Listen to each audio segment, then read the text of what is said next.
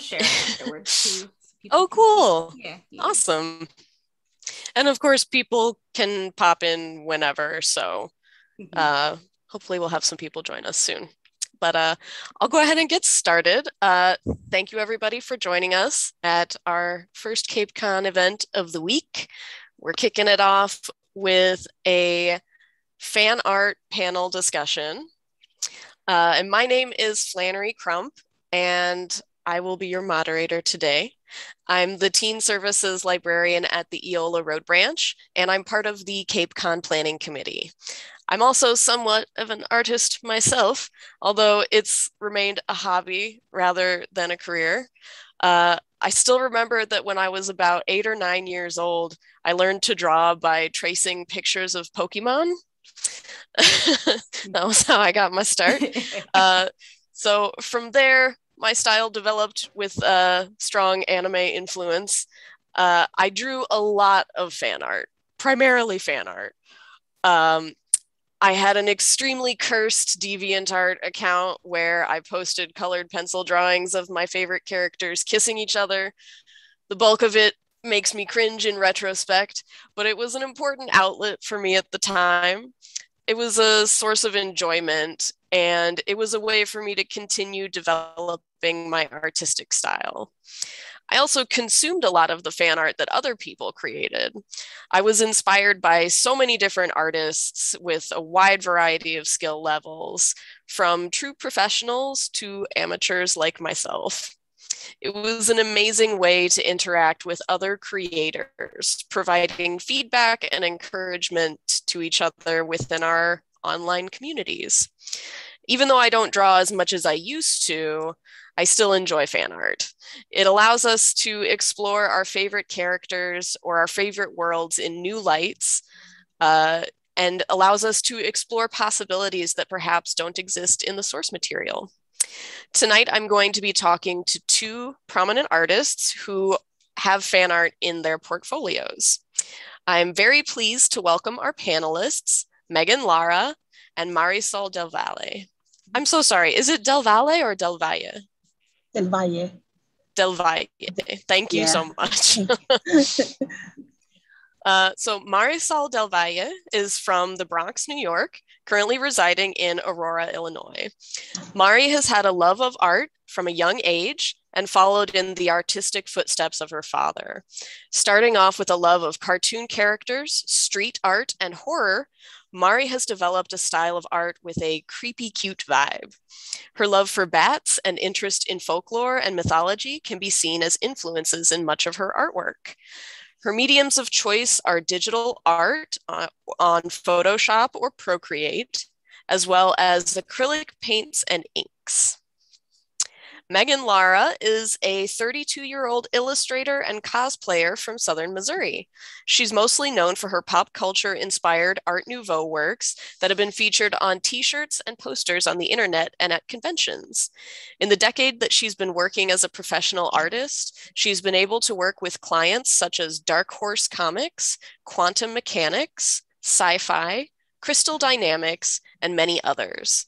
Her most well-known pieces were created for Firefly, Battlestar Galactica, and My Favorite Murder. And she recently created the board game box for the new Rat Queens board game and a Lara Croft piece for Tomb Raider. So thank you both so much for joining me. I'm so excited to ask you guys a few questions and learn a little bit more about your relation to your art and how it's influenced your life. So my first question is, do you remember the first fan art that you drew? I mentioned, I started off by tracing Pokemon characters. So do you remember what was the way that you kind of got into it? I guess we should decide who goes first. I don't have a coin to flip, but why don't we start with Mari? Okay. I think the first things that I drew when I was little would have to be like the Tasmanian Devil, like Looney Tunes stuff. Nice. I think that's what I would do first. My dad used to draw a lot of like older characters like Care Bears and Smurfs, things like that. So I would try to do those too. But I think my main star would probably be Taz. Very cool. How about you, Megan? So when I was 12, I had just gotten a computer the year before, and the first thing I learned to do was to learn HTML and CSS so I could make websites. So the first website I made was actually a shipping fan site for Jesse and James from Team Rocket. So that is my first fan art, is I would draw them together because I wanted to put it on my website and show people, and it's a good time. It's totally dorky, but you know. I love it. I wish I could still see it, but I think it's, you know, GeoCities is gone now, right? Oh boy, yeah. I think so. I think there's some GeoCities websites that have been archived by enterprising individuals, but yeah, a lot of that stuff is gone now, lost to the sands of time. It's funny because there's some things that you wish you could look back on, but some things where you're like, I'm kind of glad that that's gone. Honestly, yeah, it's probably good that's not around. I think my DeviantArt might still exist. I don't think I ever got around to deleting it, but don't look for it. So looking for it later. You'll never find it. Alrighty. So what are your favorite fandoms or favorite characters to draw? And that could be like what you're into right now, or maybe if you have something that you end up coming back to a lot, any fandoms or characters that have a special meaning for you. I used to draw a lot of BTS when it first came out, the K-pop group. So I used to draw a lot of V. Like every time it was his birthday, I would draw something. I'm sure that's on my DeviantArt. What else? I've been into a lot of Jensen Impacts. I've been drawing a lot of those characters. Teen Titans, always. I love Beast Boy and Raven, so I tend to draw those too. That's really my main go-tos. Nice. So for me right now, it's probably Hamilton because it gives me an excuse to just listen to it over and over again. So that and Mads Mikkelsen from Hannibal, because his face, the structure is just beautiful, and I love drawing the cheekbones. And also right now I've been playing a lot of Final Fantasy 14, so pretty much all of those characters.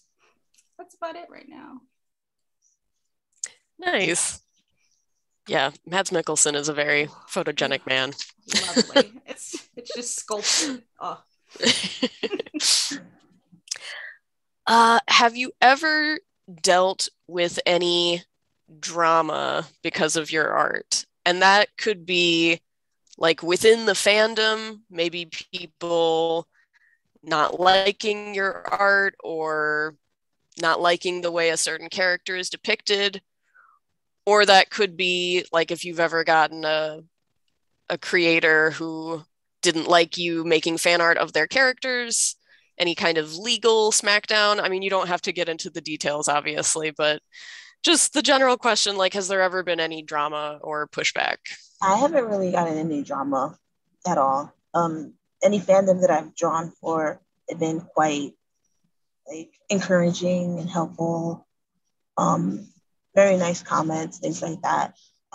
Sometimes I get suggestions on like little critiques here and there on how to fix things or things like that, but nothing ever like discriminating or something hurtful or anything like that. It's always been pretty solid, really nice.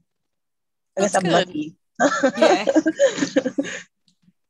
For the most part, it's been the same for me. People at conventions do like to come up and correct me if I'm wrong, but I mean, that goes with it.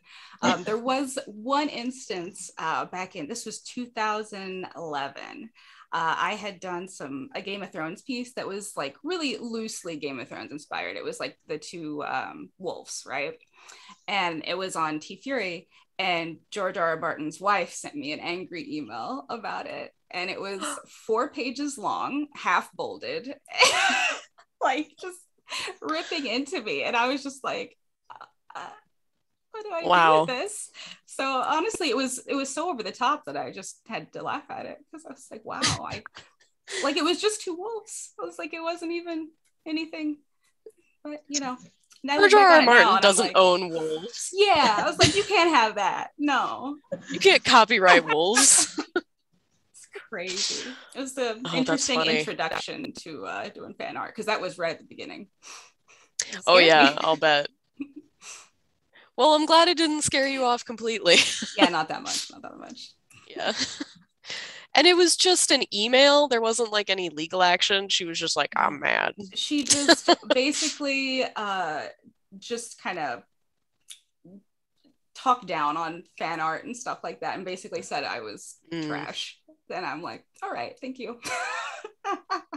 Okay. It's good that you took that and you like laughed about it, because some people they take that so negatively that they'll just stop drawing, or they'll just like totally just stray away from it completely. So it's good that you have that kind of an attitude about it. Yeah, I'm glad I took it that way because it definitely could have gone badly.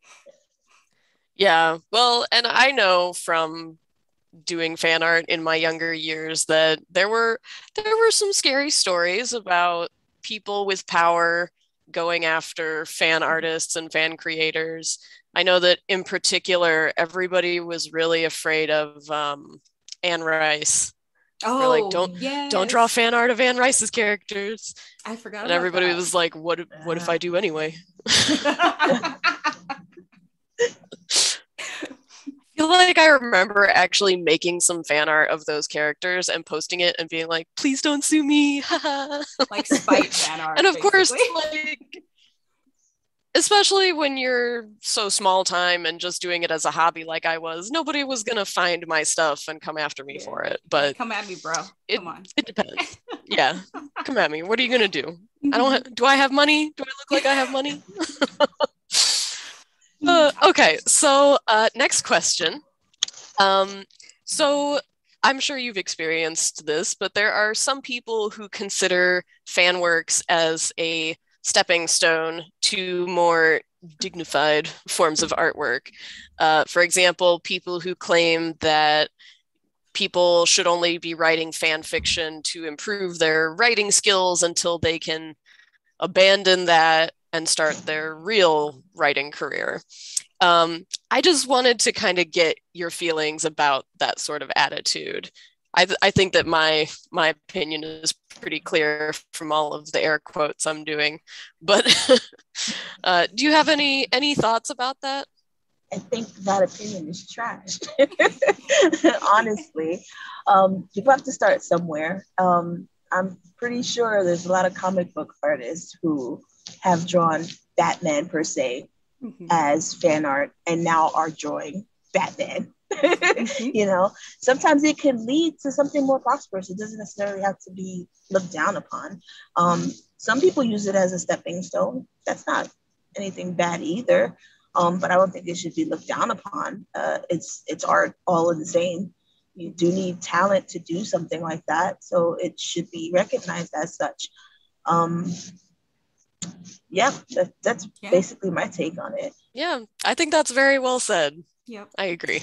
Thank you. I tried. agree with that. Yep. Like there's no reason to put it down. Like we're all artists. And okay, this probably sounds really over the top, but I was thinking about it, and like if you think about it, like old masters and stuff, they did fan art of like Romeo and Juliet. There's like biblical stuff. Like it's all technically fan art if you think about it. I mean, it feels ridiculous to say because, culturally the relevance is so important, but it is fan art. Yeah. I think that's a good point. I mean, there's so many depictions of baby Jesus and Mary. It's like, well, those are God's characters. Yeah. It's you're stealing from like all folklore and like mythology and stuff like that. Stories that had these characters that maybe didn't even have artwork to begin with at some point in time turned into fan art at that point. Exactly. Because they're not original characters. Everybody has their own ideas of how it should be depicted. Sometimes it's similar to other people, sometimes it isn't. So yeah, it's still art all in the same. So I don't think it should be looked down upon at all. Yeah. Yeah, awesome. Agreed. Okay. So have you gotten different responses to your fan art versus your original work? Um, does it feel like fans maybe engage more with characters that they're already familiar with, or maybe they like some of your original artwork more?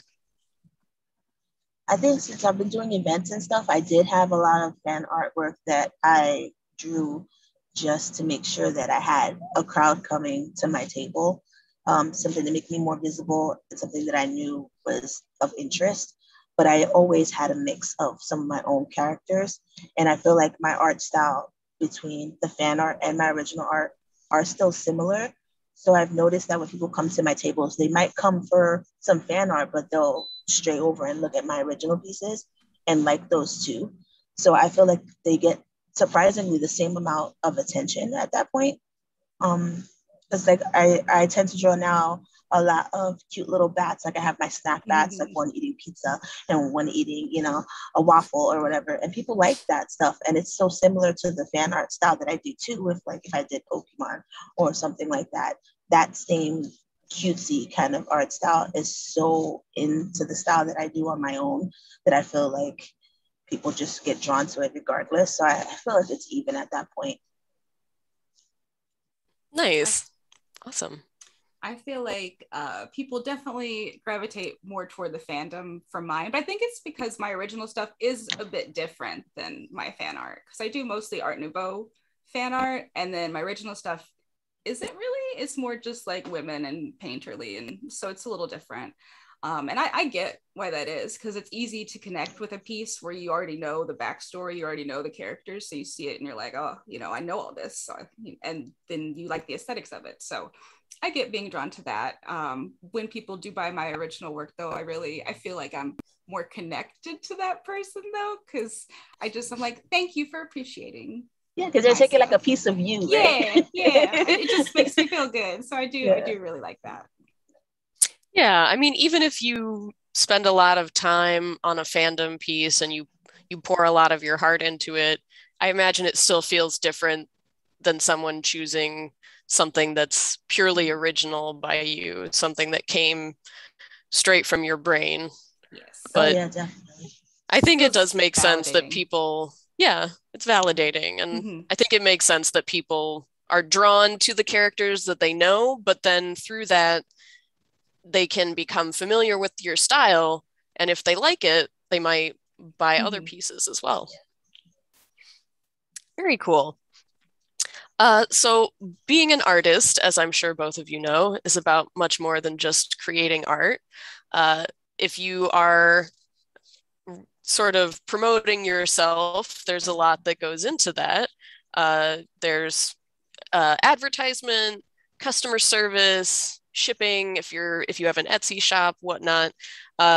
So what are some other aspects of being an artist for you that's not just creating the art? Well, definitely the business side of it, like you said, Etsy, packaging. But I think that also gives you some more space to be creative as well, even though it's more of the business side. Like when it comes to Etsy stuff, I love packing orders and like writing little notes and things like that. I feel like it gives you an edge. It makes it a little bit more personal. Networking is really big, which can be hard for some people because I'm really more introverted. So it's starting to get me out of my shell and talk to people more and like make people know that you exist, that you're there, So that's definitely a piece. Customer service, I pretty much just treat people how I would want to be treated, do things how I want to get things done. I also worked in retail for a while, so I know how things can be with angry customers or nice customers. Like you just got to take everything in stride. I think that would be one of the hardest parts, though. It's like more of dealing with customers and things that you can't really handle that you're not used to. Over time, it'll get easier. That's actually something that I didn't expect, was like dealing with customers so much, like especially face-to-face at conventions, because when I first started, I didn't think I'd be doing conventions. So when I actually got to them, I was like, oh, I need to have people skills. I need to not be afraid to talk to people. So I had to learn that, and I'm pretty good at it now. I think it's still a little scary the first convention of the season, but it's definitely a good skill that I've learned. And it's easier too when you meet people and they're like so open, and like maybe they followed you for a while and then they came to see you. It's easier to talk then. I feel I've noticed with me at conventions, when I first get there, after I set everything up, I'm kind of tired and I'm just like, okay, I don't know what to do. But then when people start coming and talking, it just like goes with the flow, and it makes it so much easier. So I've been lucky in that aspect, but it's the start that you gotta like jump over that little hurdle. But the people do kind of like amp you up, so it helps. Yeah, it helps. Especially when they go and they're like, oh my God, she has this or whatever. Then they just run to it and I'm like, yes. Yeah, it's so sweet. Yeah, that's so nice. Kind of a double-edged sword. You have to deal with people, but then dealing with people actually ends up being very rewarding. Yeah. And I've made so many friends with people who start off as customers just because they're so nice and friendly, and so it's been good. I'm glad I got out of my shell. Yeah. Same here. Okay. Oh, I've only got 2 questions left. This went faster than I thought. I'm sorry. That's okay. You guys will just have to talk more. Okay, I'm sorry. I'll try. What do I got? Oh, no, you're fine. I'm just kidding. So next, my question is, do you have any other fan artists that you follow or that you admire or who have influenced you? Fan artists I can't really think of off top. We could also branch the question out and just say artists in general. Well, I've been, like I said, I like Beast Boy and Raven, so I've been really into Gabriel Piccolo. Also like Camille Jericho, Miss Fossey, and then I have like some of my friends that draw. Like Notorious Pez, he does a lot of anime stuff. Is your tattoo from that artist? Yeah, it's Camilla Jericho's. Yeah. Yay! And also right there. Yes. She's awesome. So good. And she's so nice. Like, she's one of the few people where like I don't get nervous around celebrities, but I walked up to her and I just was like, I didn't know what to say. It was just like, wow, I feel really dumb. I didn't really say anything. I was just like, it's nice. It's embarrassing.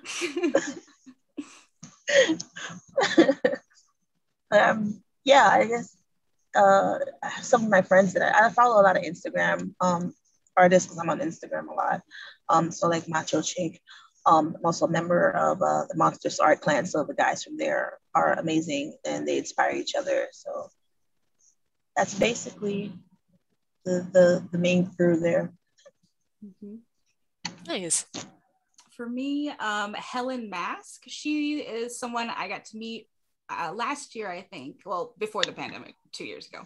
And she does Art Nouveau stuff too. And hers is like, it's a different vibe than mine. And I just love looking at it. I love Vaughn's work, Kelly McKernan, Audra Auclair, Christian Angel. So good. And she actually, Audra Auclair actually painted a picture of me. And I didn't see it until like a year later. And I was like, what? How did I miss this? This is amazing. I'll have to. Oh, that's awesome. Yeah, no, I was so flattered. And it was the nicest thing. That's so cool. Pretty cool. That's awesome. That's one of the things that I really like about artistic communities is that there are celebrities within the world of art, but at least at the level that I'm thinking of, a lot of them just seem really approachable and like they want to connect with people, and they're not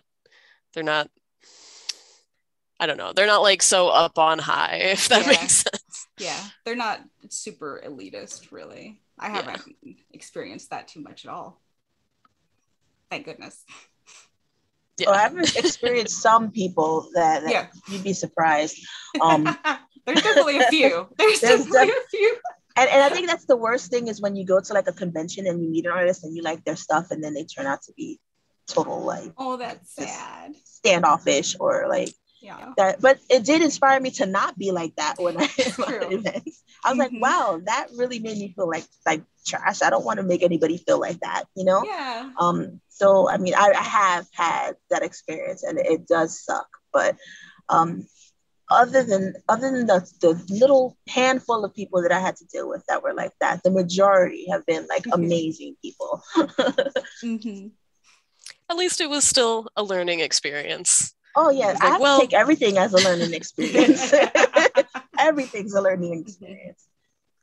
Can I tell you guys a secret? I met LeVar Burton a couple years ago, and he was wonderful, but he couldn't get my husband's name right. Oh, like oh no. we repeated it like 3 times, and he was like, Mark? It's like, sure, let's go. Let's just call him Mark. It was very funny, but like, bless his heart.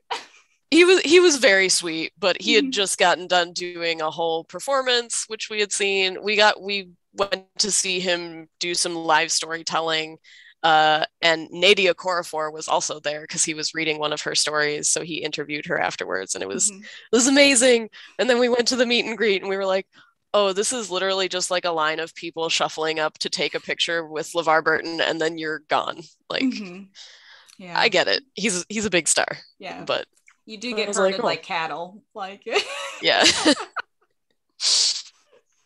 Oh, he tried, you know. He tried. I mean, he had a lot. He had a lot going on. I don't blame him. But I thought it was funny. It is good. Alrighty. So my final question, which now I'm wishing I had written some more questions, but it's fine. It's fine. So what advice do you have for young artists or artists who are just starting out? Have a thick skin if you're going to be on social media, honestly. Don't try to compare yourself to other people. Like, you can always look at other artwork and see the good in it, but don't compare it to the point that you feel inadequate about your own stuff, because somebody may have been drawing something that took them 15 minutes, but it took them 15 years to get there. As opposed to, you may have just been starting off, or you do it as a hobby versus somebody that works thousands of hours on their artwork.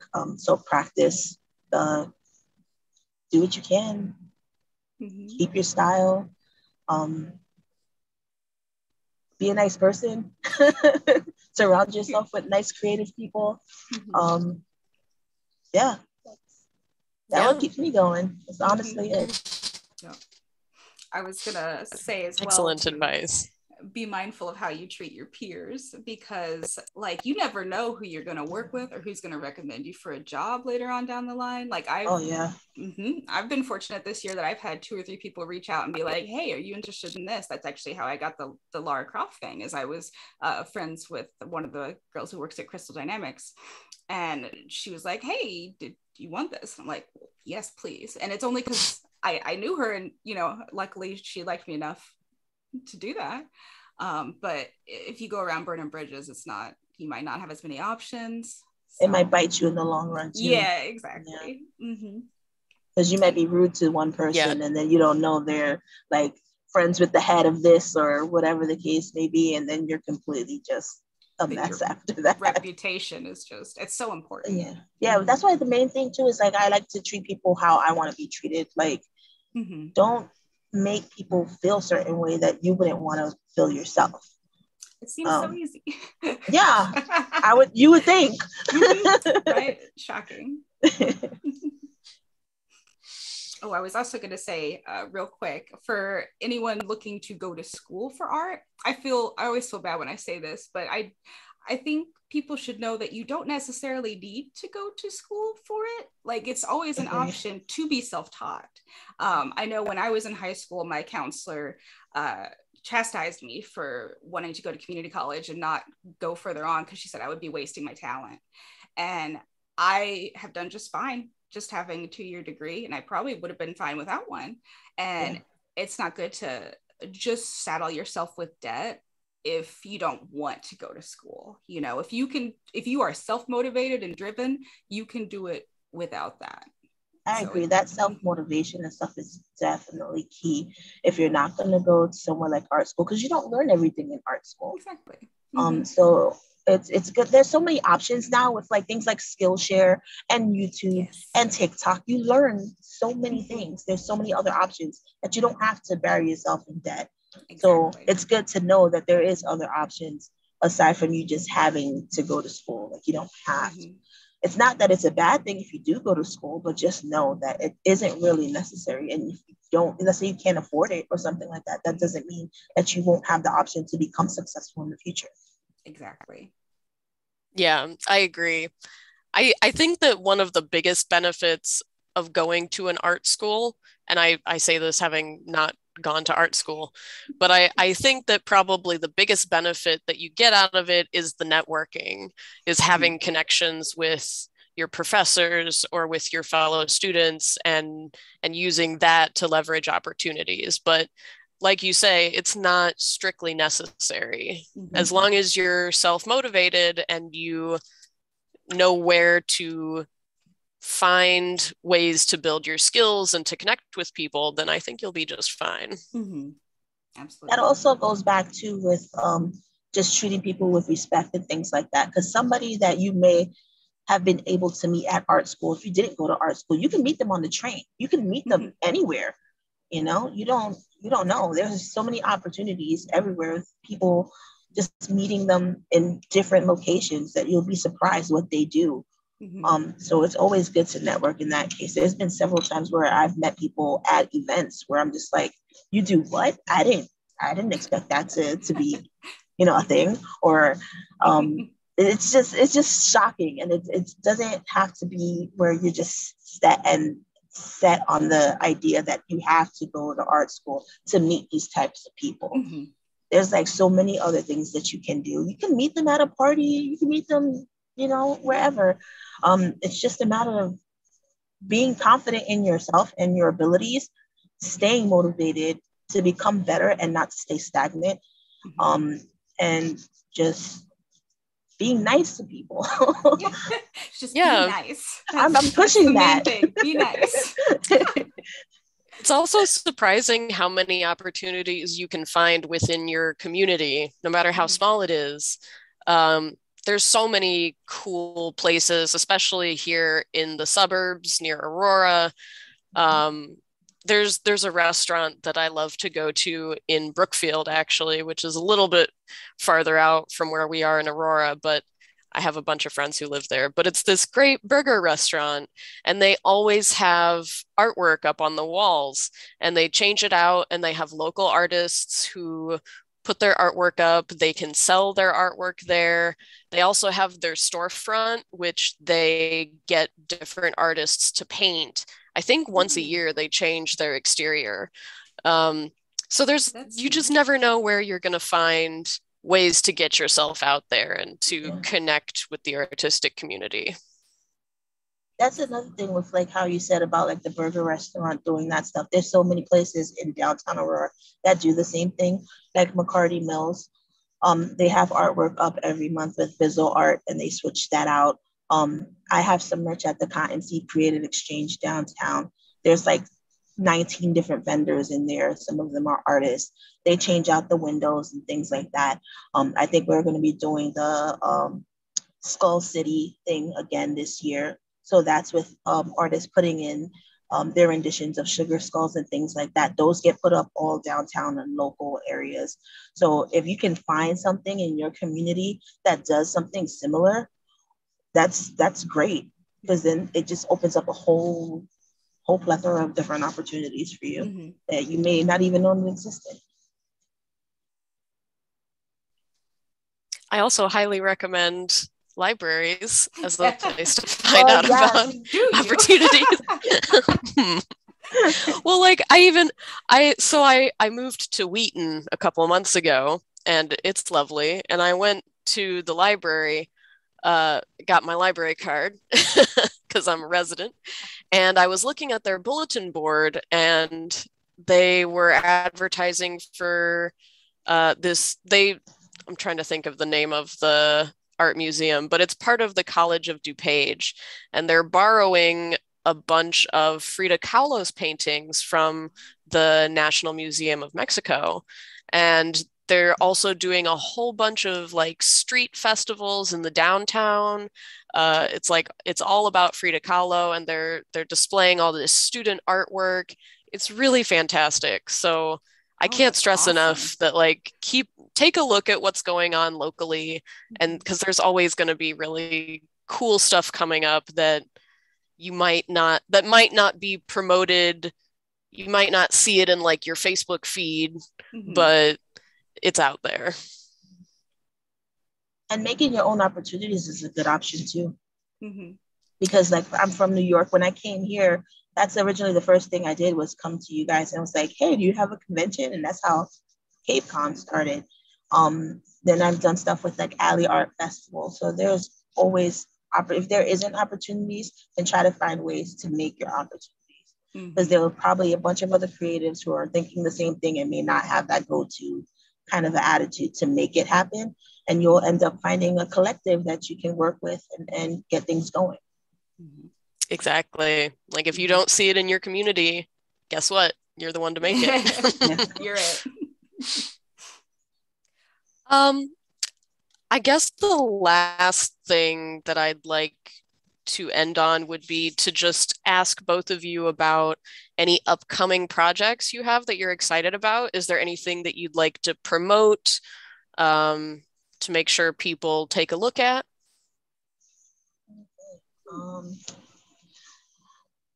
I'm going to be at Alley Art Festival on the 28th of this month.